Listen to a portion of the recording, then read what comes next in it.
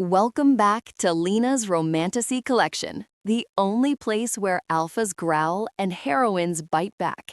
Today's story is absolutely unhinged. A broke waitress makes the mistake of throwing a dog biscuit at the most dangerous alpha in the city, and his reaction is feral. But before we let the chaos begin, I need you to join the pack right now. Smash that subscribe button so you never miss an upload. Turn on the notification bell. You want to be here the second the video drops. Hit the like button to feed the algorithm. Share this video with a friend who is obsessed with possessive alphas. And finally, drop a comment below saying "bad dog" if you are ready for the drama. Let's get into the story. Chapter 1. Bad aim and good biscuits. If there was hell, Tiffany Vane was pretty sure it looked exactly like the midnight charity gala and smelled like overpriced champagne and condescension.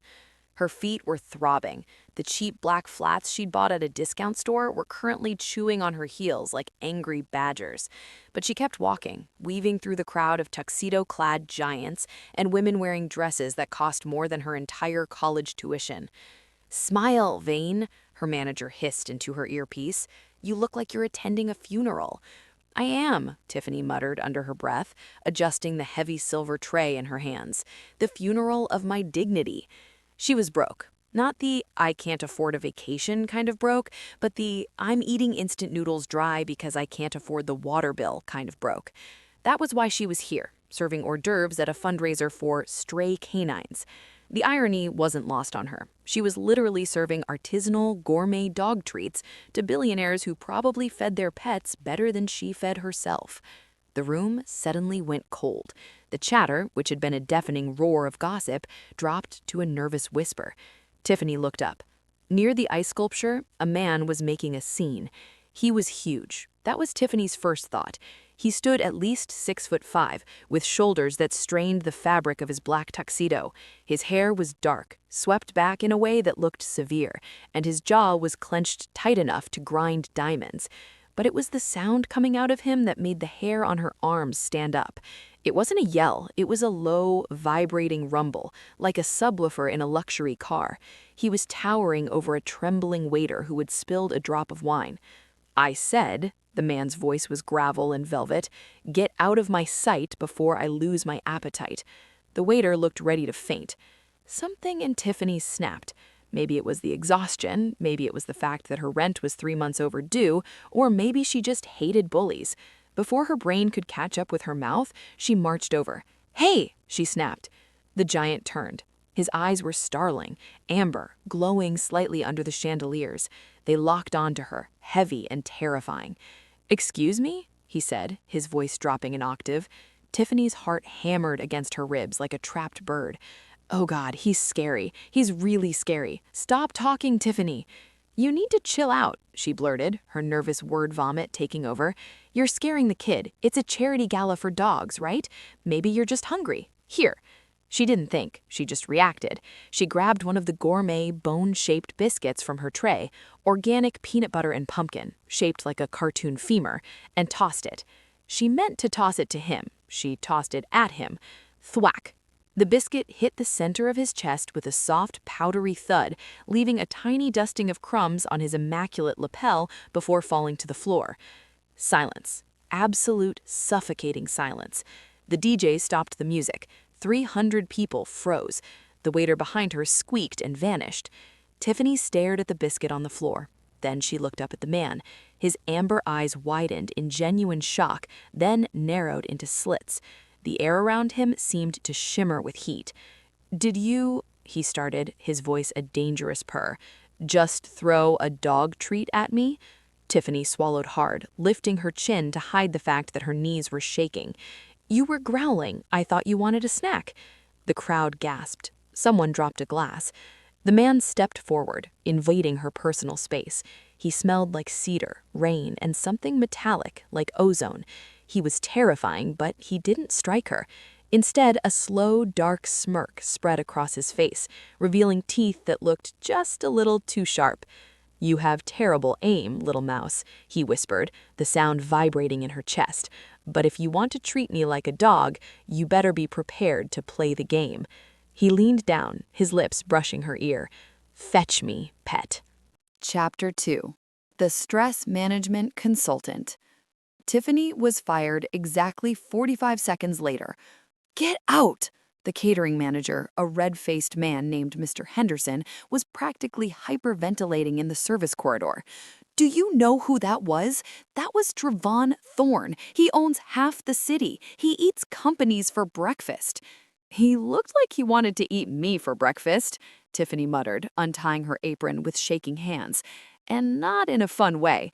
Leave now. Don't even clock out. You'll never work in this town again, Vane." Tiffany felt the familiar cold dread of poverty settle in her stomach. She needed this paycheck. She needed it for rent, for electricity, for... She isn't going anywhere. The voice came from the doorway, deep and authoritative. Mr. Henderson froze, his face draining of color. Dravon Thorne filled the frame of the double doors. He had brushed the biscuit crumbs off his lapel, but the predatory energy still rolled off him in waves.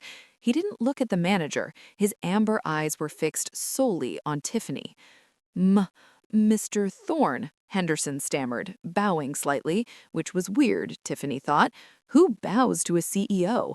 "I was just removing this incompetence from the premises. I apologize for the insult." "The insult was the only interesting thing to happen all night," Dravon said smoothly. He walked into the narrow corridor, forcing Tiffany to back up until she hit the wall. He placed a hand on the wall beside her head. He was so large, he blocked out the light. Up close, his eyes were mesmerizing, gold with flecks of green, swirling with an intensity that made her breath hitch. "What is your name?" he demanded. "Tiffany," she squeaked, then cleared her throat, forcing her spine to straighten. "Tiffany Vane, and if you're here to sue me for assault with a baked good, you should know I have exactly $12 in my bank account. You can have 6 of them." Dravon blinked, and for a second she thought she saw amusement dance in his eyes. "I don't want your money, Tiffany Vane." He said her name like he was tasting it. "I want to buy your debt." "My what?" "Your student loans, your overdue rent, that credit card you maxed out on vet bills for a cat that wasn't even yours." Tiffany's jaw dropped. "How do you know that? Are you stalking me?" "I know everything that happens in my city," he said vaguely, stepping closer. The scent of him, rain and cedar, was overwhelming, making her head spin. "You have a sharp tongue, you're fearless, and clearly you have no respect for authority. I need that." "You need disrespect?" Tiffany asked, confused. "You need someone who doesn't cower," he corrected. His gaze dropped to her mouth, then back up to her eyes. "My staff is terrified of me. My board members are useless sycophants. I need let's call it a stress management consultant." "You made that up," Tiffany accused.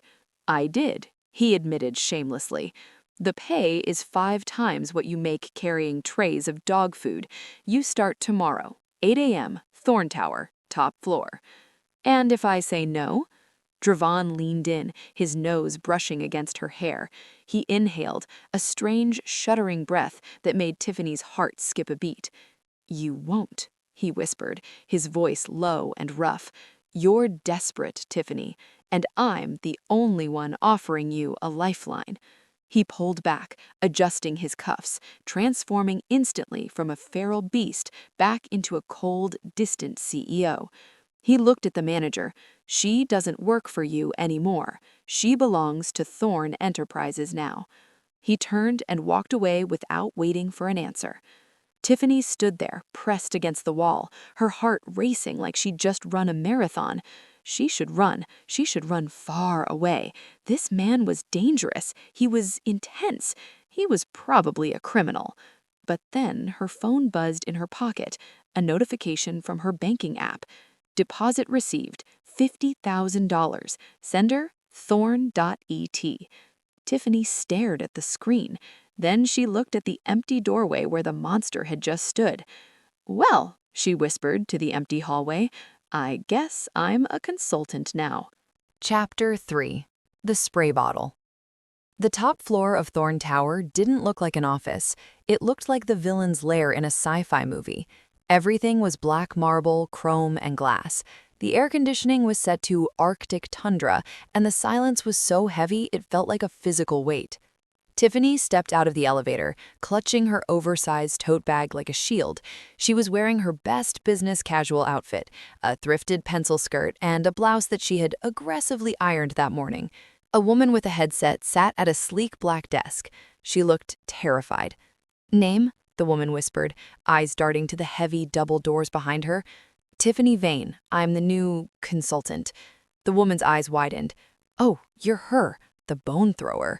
She looked at Tiffany with a mix of awe and pity. "He's in the boardroom. He's in a mood. Good luck." Tiffany took a deep breath, marched to the doors, and pushed them open. The boardroom was massive. A long obsidian table sat in the center.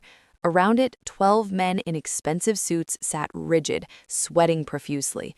At the head of the table sat Dravon. He had ditched the tuxedo for a charcoal gray suit that fit him like a second skin. He wasn't yelling. He was simply staring at a man presenting a graph, tapping a gold pen against the table. Tap, tap, tap. The rhythm was predatory. "The Q3 projections are unacceptable," Dravon said. His voice was low, but it carried across the room. "I smell fear, gentlemen, and incompetence." He actually sniffed the air. The presenter dropped his laser pointer. Dravon stood up, a low growl building in his chest.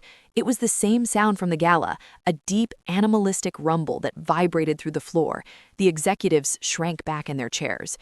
"If you cannot hunt," Dravon snarled, leaning over the table, "then you are prey, and I am hungry." "Okay, pause," Tiffany said loudly. Every head snapped toward the door. Dravon froze. He turned his head slowly, his amber eyes locking onto her. The growl died in his throat, replaced with a look of sheer disbelief. "You're late," he said. "I'm on time. You're just dramatic." Tiffany walked into the room, ignoring the terrified looks of the board members. She walked right up to the head of the table. "And we talked about this. No growling at the employees. It's bad HR policy." Dravon straightened up, crossing his massive arms. His biceps strained the fabric of his suit. "I do not growl." "You were literally vibrating," Tiffany countered. She reached into her tote bag. "I came prepared." She pulled out a bright yellow plastic spray bottle. Dravon stared at it. "What is that?" "Water, lukewarm tap water," Tiffany said, holding it up like a weapon. "If you growl, you get spritzed. It works on my neighbor's golden retriever. I assume it works on billionaire CEOs with anger issues." The silence in the room was absolute. One of the board members looked like he was praying. Dravon looked at the bottle, then at Tiffany. A muscle feathered in his jaw. He took a step toward her, his presence suffocatingly intense. "You think," he murmured, his voice dropping to a seductive baritone, "you can tame me with a spray bottle?" "I think I can make your suit damp and annoying," Tiffany bluffed, though her heart was hammering against her ribs. "Sit down, Dravon. Let the man finish his presentation." Dravon stared at her for 5 agonizing seconds. The air crackled with invisible electricity. Then, to the horror of everyone in the room, the corner of his mouth twitched upward. He sat down. "Proceed," Dravon said to the presenter, waving a hand dismissively. Then he looked at Tiffany, his eyes burning with a dark, hungry amusement. "But stay close, Miss Vane, in case I need discipline." Chapter 4. The Scent. By 8 p.m., the office was empty. The sun had set, turning the city skyline into a glittering sea of lights below them. Tiffany was exhausted. Her job, as it turned out, mostly consisted of sitting in the corner of Dravon's office, managing his emails and occasionally clearing her throat loudly whenever he started to look too feral during a phone call. She was currently reorganizing his bookshelf. He had an absurd amount of books on history, war strategy, and wolves, myths of the lichen, pack dynamics, the apex predator. "You're obsessed with dogs, aren't you?" Tiffany asked, sliding a book back into place. "Is that why you donate to the shelter?" Dravon was at his desk, signing documents. He didn't look up. Wolves, Tiffany, not dogs. There is a difference. Right, wolves eat grandmas, dogs fetch slippers. Dravon paused. He set his pen down and stood up. He moved with that unnatural grace she was starting to notice, too smooth, too silent for a man of his size. 1 second he was at his desk, the next he was standing directly behind her. Tiffany gasped and spun around, pressing her back against the bookshelf. "Don't sneak up on me," she hissed. "I didn't sneak, you just weren't listening," he said softly. He braced his hands on the shelves on either side of her head, trapping her. He was close, way too close. The heat radiating off him was unnatural, like standing next to a furnace. And the smell, that intoxicating blend of rain, cedar, and masculine musk, filled her nose, making her knees feel weak. "Why do you smell so good?" The words slipped out before she could stop them. Tiffany's eyes widened. "I mean, expensive. You smell expensive. Cologne. Good cologne." Dravon didn't laugh. He leaned in closer, burying his face in the crook of her neck. Tiffany froze. She felt him inhale deeply, his nose grazing her sensitive skin. A shiver violently ripped through her body. "I don't wear cologne," he murmured against her throat. The vibration of his voice traveled through her skin. "And you smell like vanilla and anxiety. It's delicious." "Dravon," Tiffany warned, her voice trembling. She gripped the lapels of his jacket to push him away, but her hands lingered. "Personal space. HR violation." "I own HR," he whispered. He lifted his head, his face inches from hers. His pupils were blown wide, swallowing the amber iris. He looked like he was debating whether to kiss her or bite her. His gaze dropped to her pulse point, which was fluttering wildly. "Your heart is racing, little mouse. Are you afraid of me?" "Yes," she whispered honestly. "You're intense." "Good," he said. "You should be." He raised a hand, his thumb brushing over her bottom lip. The touch was electric. Tiffany stopped breathing. She wanted him to kiss her. God, she wanted this terrifying, arrogant man to kiss her. Then Dravon flinched. His head snapped toward the door, his nostrils flaring. "Someone is in the elevator," he said, his voice instantly cold. He pulled away from her, the loss of his body heat leaving her shivering. "What? I didn't hear anything." "I did." He adjusted his suit, his eyes hard. "Go home, Tiffany. Take the service exit." "Dravon, what? Go!" he roared. The sound wasn't human. It was a command that rattled her bones. Tiffany grabbed her bag and ran, her heart pounding. As the service elevator doors closed, she caught one last glimpse of him. He was standing in the center of the room, facing the main doors, his hands curled into fists, looking less like a CEO and more like a guard dog waiting for a fight. Chapter 5. The Jealousy. 2 weeks into her job as a stress management consultant, Tiffany had settled into a weird routine. 1. Arrive at 8 a.m. 2. Confiscate Dravon's third espresso. 3. Remind the terrifying billionaire that he is a human being, allegedly, and needs to eat lunch. It was domestic. Strangely, oddly domestic. On Tuesday, Tiffany was at her desk outside Dravon's office, typing up notes from a meeting she barely understood, when a shadow fell across her keyboard. "So, you're the mystery woman." Tiffany looked up. Standing there was a man she hadn't met yet. He was handsome, in a generic catalog model sort of way. Blonde hair, perfect teeth, expensive blue suit. He was holding 2 coffees. "I'm Tiffany," she said, eyeing the coffee. "I'm Greg, VP of Marketing," he smiled, leaning a hip against her desk. "Word around the water cooler is that you're the only person who can walk into the lion's den, the wolf's den, without getting your head bitten off." She snorted. "He's more bark than bite, mostly." "Well, you must be special," Greg said, his voice dropping to a smooth, flirtatious purr. He set one of the coffees down in front of her. "I thought you might need a caffeine boost. Hazelnut latte, right?" Tiffany blinked. "How did you—" "I asked around," Greg winked. He reached out, his fingers brushing against hers as she went to grab the cup. Slam. The double doors to Dravon's office flew open with enough force to crack the plaster. Dravon stood there. He wasn't wearing his suit jacket. His white dress shirt was rolled up to his elbows, exposing thick forearms corded with muscle. But it was his face that made Tiffany's blood run cold. He looked murderous. His jaw was locked tight, and his eyes were fixed on Greg's hand, which was still hovering near Tiffany's fingers. "Dravon?" Tiffany asked, her voice small. Dravon ignored her. He stalked toward the desk, moving with that terrifying, predatory silence. Greg turned pale, straightening up instantly. "Mr. Thorne, I was just welcoming the new—" "Get away from her," Dravon said. His voice wasn't a shout. It was a low, vibrating growl that seemed to come from the floorboards.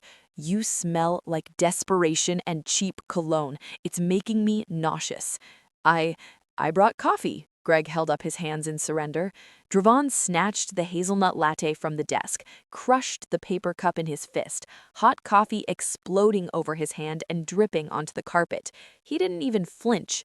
"You don't want his drink," Dravon snarled, stepping into Greg's personal space until the marketing VP was trembling. "If she is thirsty, I will provide for her. If she is hungry, I will feed her. Do not approach her again, Gregory, or I will remove your department from the budget and you from the building." Greg didn't wait for a dismissal. He practically ran to the elevators. Tiffany sat frozen, staring at the coffee dripping from Dravon's fist. She whispered, "You burned your hand." She grabbed a napkin. She wasn't scared for herself. She was weirdly worried about him. She reached out to dab at his skin. Dravon snatched her wrist. His grip was iron tight, but not painful. He pulled her out of her chair, dragging her chest to chest with him. His breathing was ragged, his pupils blown so wide his eyes looked almost black. "You don't take things from them," he rasped, his voice rough with suppressed rage. "You don't let them scent you." "Scent me?" "Dravon, he was flirting, not peeing on my leg," Tiffany argued, though her heart was hammering against his chest. "And it was just coffee. Why are you so possessive?" Dravon leaned down, his forehead resting against hers. He was shaking. "Because," he whispered, sounding almost in pain, "you have no idea what you are, and I am barely holding on to my leash." Chapter 6. The Boardroom Incident. The incident with Greg was forgotten, mostly because Tiffany refused to let Dravon brood about it. But 3 days later, the atmosphere in the office shifted from tense to dangerous. They had a meeting with Mr. Vance, a major investor from out of state. Tiffany was there to take notes. Vance was a greasy man in his 50s who looked at Tiffany the way a starving man looks at a buffet.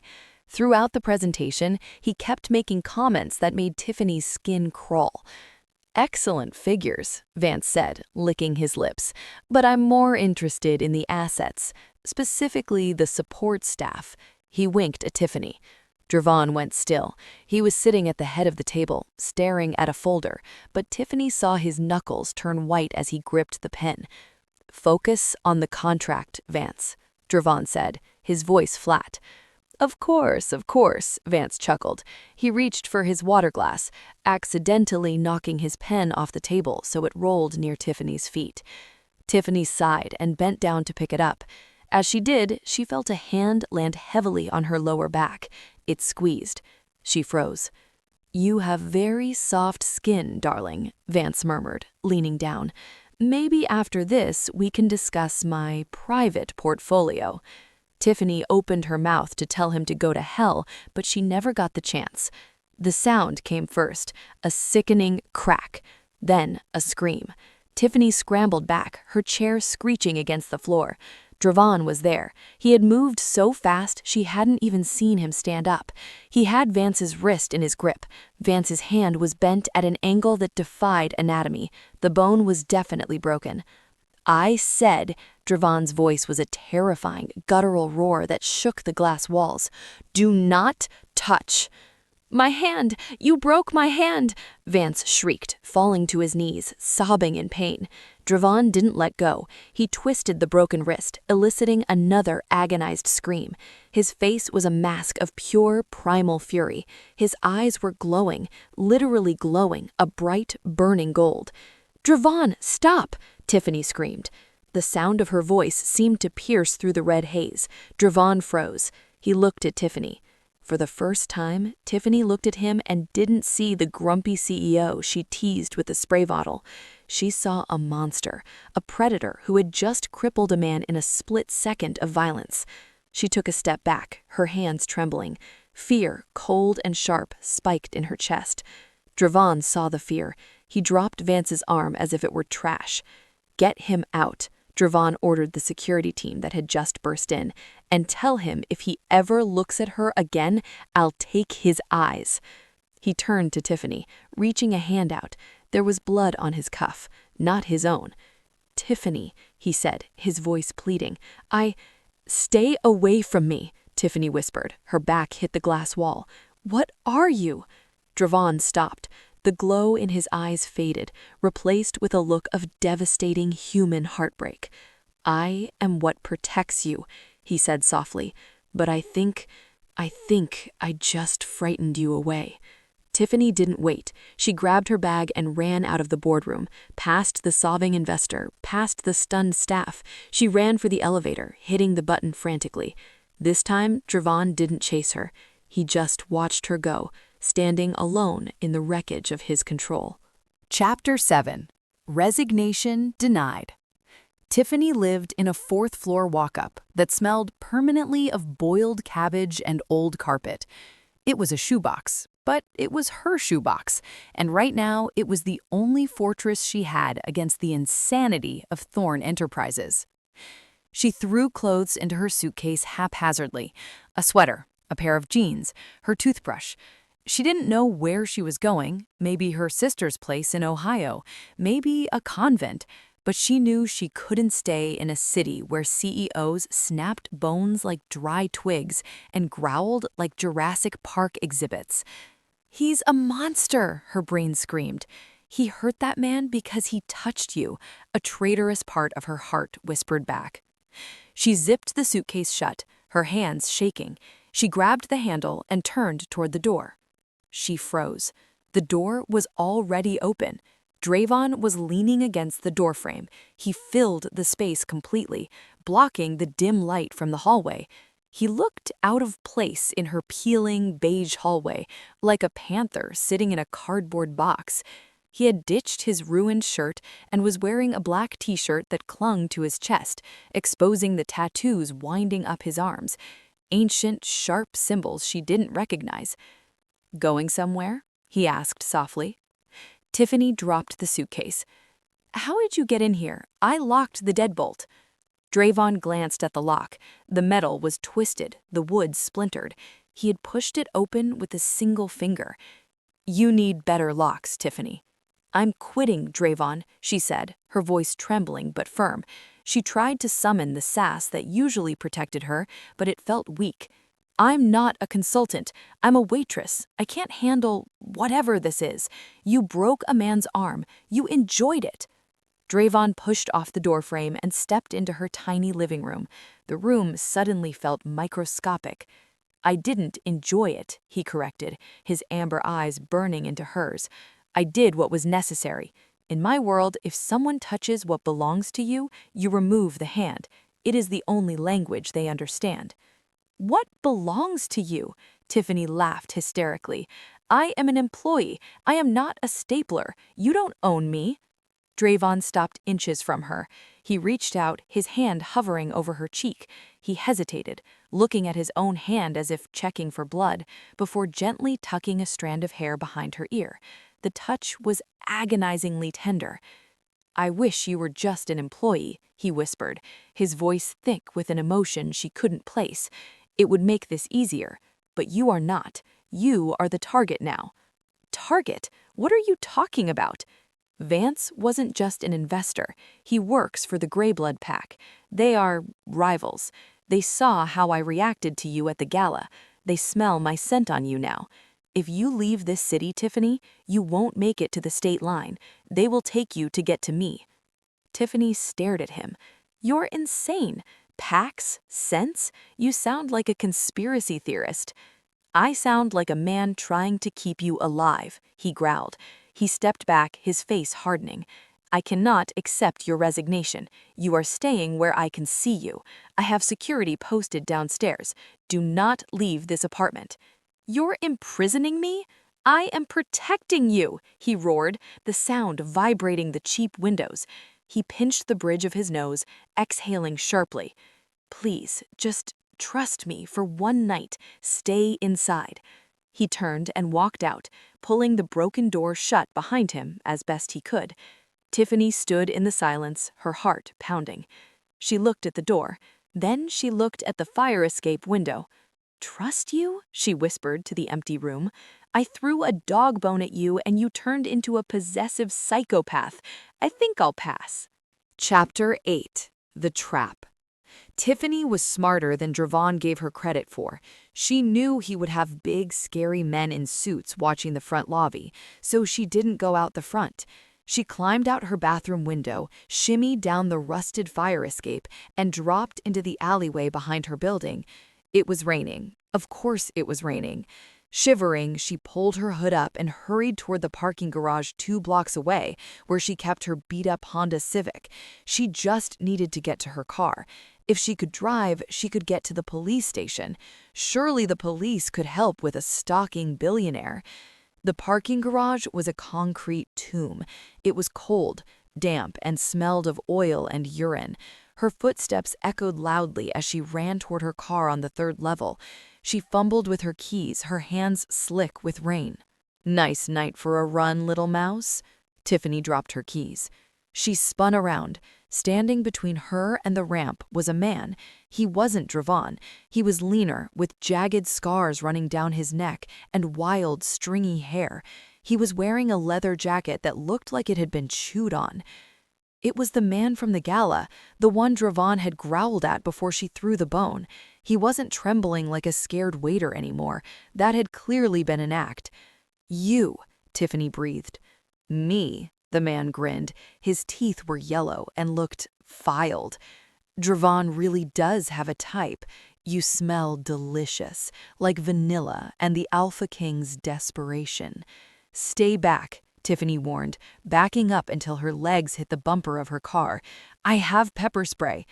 "Pepper spray," the man chuckled. The sound was wet and rattling. "Cute."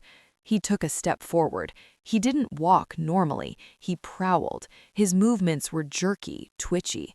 "Why is the mighty Dravon Thorne guarding a human?" the man mused, sniffing the air. "Unless she's not just a pet. Unless she's the fated one." "I don't know what you're talking about. I just want to go home." "You're not going home," the man said. His voice began to distort, deepening into a garbled growl. "You're coming with me. We're going to send Dravon your head in a box." Tiffany scrambled to the side, trying to run for the stairs, but the man moved with impossible speed. He leaped, literally leaped over the hood of a parked car and landed in front of her. "Not so fast," he hissed.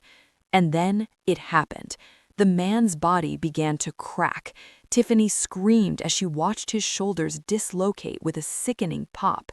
His jaw unhinged, elongating into a snout. His clothes shredded as gray fur erupted from his skin. It wasn't like the movies. It was gross, violent, and terrifying.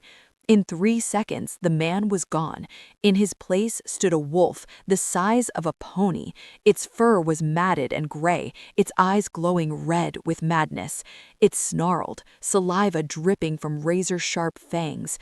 Tiffany's brain simply stopped working. Logic shattered. Werewolf. Werewolves are real. Dravon is a werewolf. I am going to be eaten by a werewolf. The beast lunged. Tiffany squeezed her eyes shut and threw her arms up, waiting for the bite.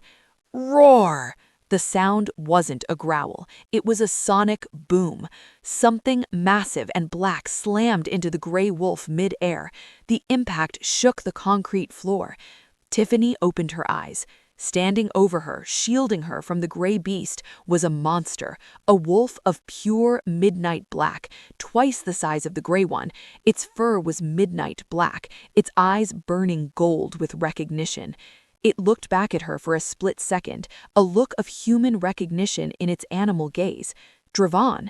Then he turned back to the enemy and snapped his jaws with a sound like a gunshot. Chapter 9. The Shift. The fight was not a fight. It was an execution.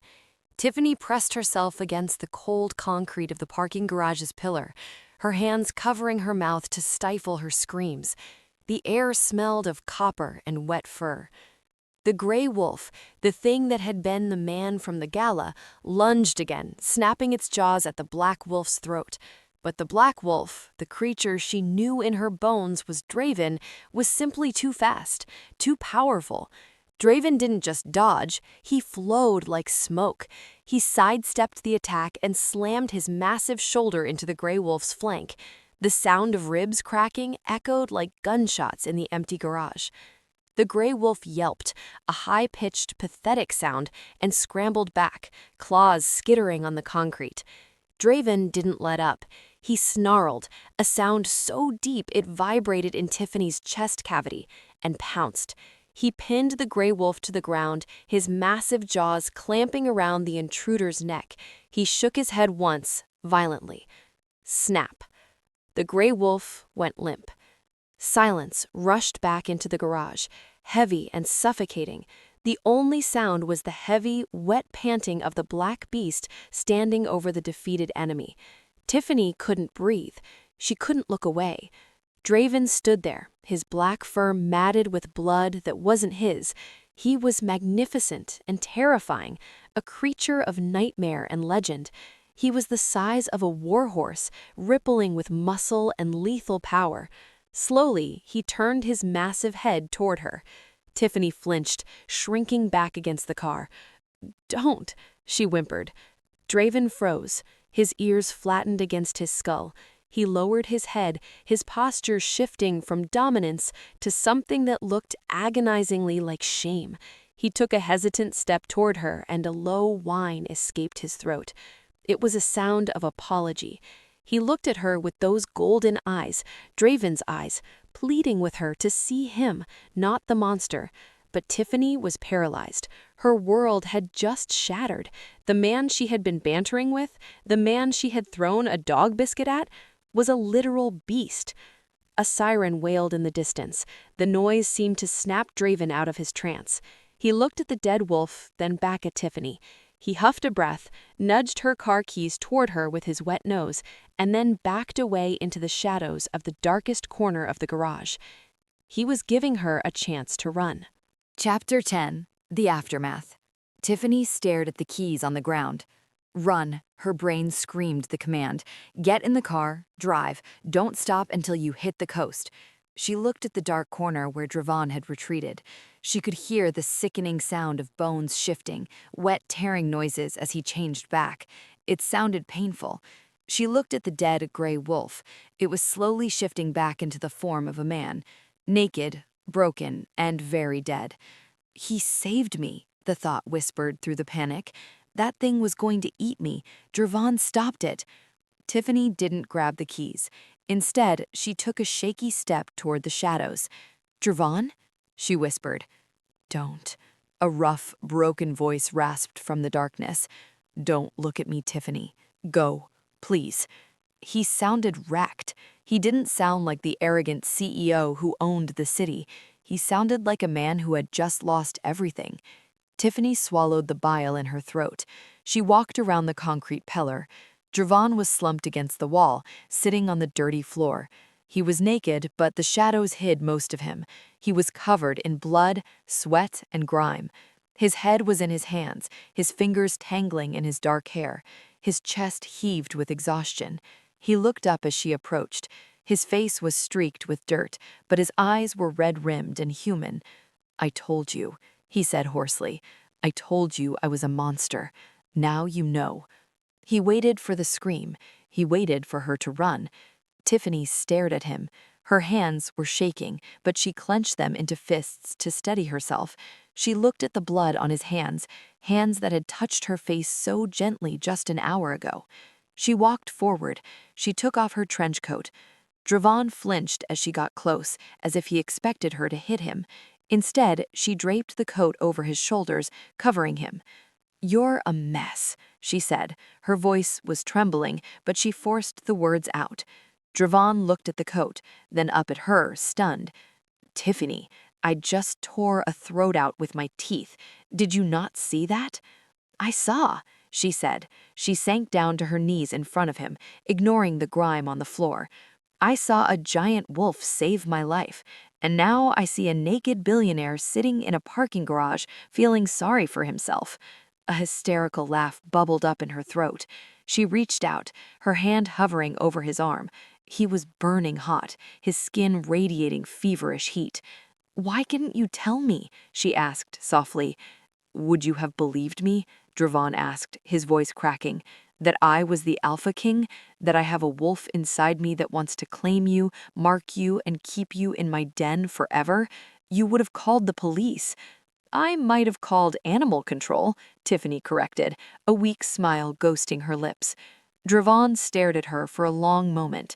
Then slowly, he leaned his forehead against her shoulder. He was heavy, solid, and real. He let out a shuddering breath, surrendering to her touch. "I thought you lost me," he murmured against her neck. "When I smelled his scent on you, I went mad. I couldn't stop the shift." "You came for me," Tiffany realized, the truth of it. He hadn't just protected an employee. He had exposed his deepest secret to save her. She wrapped her arms around his neck, hugging him tight. He froze for a second, then wrapped his powerful arms around her waist, burying his face in her hair, inhaling deeply. "I need to get you out of here," he mumbled, his voice regaining some of its steel. "The police are coming. My cleanup crew is 5 minutes out. We have to go." "To the police station?" Tiffany asked. Dravon pulled back, his gold eyes locking onto hers with terrifying intensity. The vulnerability was gone, replaced by the possessive alpha she knew. "No," he growled softly, "to my territory, to my penthouse. You aren't leaving my sight again, Tiffany. I'm done pretending to be civilized." Tiffany looked at the dead body, then back at the man who held her like she was the only precious thing in the world. "Okay," she whispered. "Take me home, wolf boy." Chapter 11. The Claiming. The penthouse was silent, save for the sound of rain hammering against the floor-to-ceiling windows. Dravon hadn't spoken since they got into the private elevator.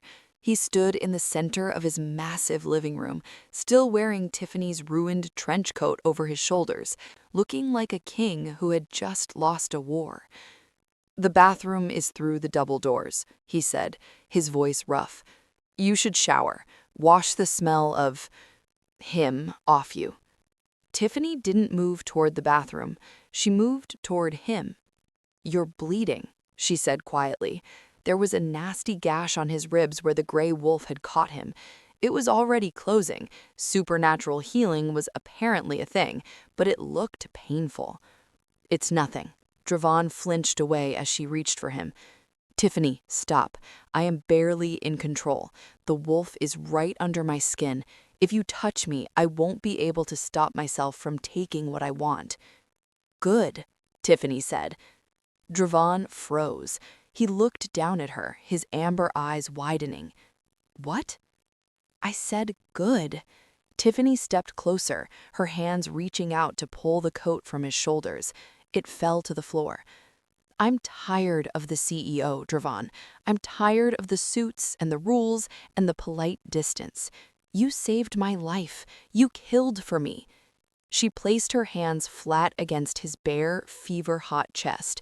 She could feel his heart hammering against her palms, a heavy, powerful rhythm that matched her own. "I don't want the man who pretends to be civilized," she whispered, looking up into his burning eyes.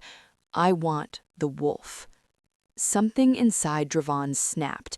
He let out a low growl and swept her up into his arms, crushing her against him. He didn't carry her to the bedroom. He carried her to the massive library, sweeping a pile of ancient maps and documents off the heavy oak desk with one arm. He set her on the edge of the desk, stepping between her legs. He was trembling with the effort to be gentle. "I have no idea," he rasped, burying his face in her neck, inhaling her scent like it was oxygen. "Every day you walked into my office, smelling like vanilla and defiance. It was torture. My wolf wanted to mark you, to bite you, to tell the world you are mine." "So do it," Tiffany challenged, wrapping her legs around his waist. She tilted her head back, baring her throat. "Mark me, Dravon." Dravon pulled back to look at her, searching for any sign of hesitation. Seeing none, his expression shifted from pained restraint to raw, possessive hunger. "You are my mate," he vowed, his voice vibrating through her bones. "My soul, my breath." He kissed her. It wasn't a sweet kiss. It was a claiming. It was fierce, hot, and desperate. Tiffany kissed him back with equal force, her hands tangling in his dark hair. When his teeth grazed the sensitive junction of her neck and shoulder, Tiffany gasped. It didn't hurt. It felt like electricity. "Mine," he growled against her skin. He bit down. A shockwave of heat exploded through Tiffany's body. It wasn't pain. It was a sudden golden connection. She could feel him. She could feel his adoration, his protectiveness, his sheer, overwhelming love for her.